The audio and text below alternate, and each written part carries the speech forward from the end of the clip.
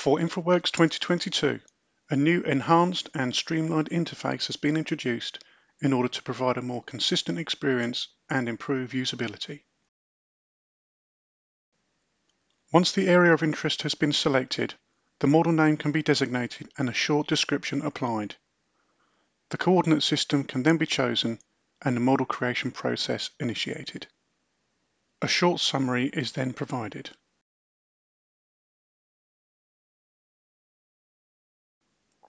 The Model Builder service will then assemble the data necessary to build the model, including terrain, aerial photography, and road and building data. The completed model is then automatically delivered to InfraWorks, where it can be utilized and developed as the project progresses.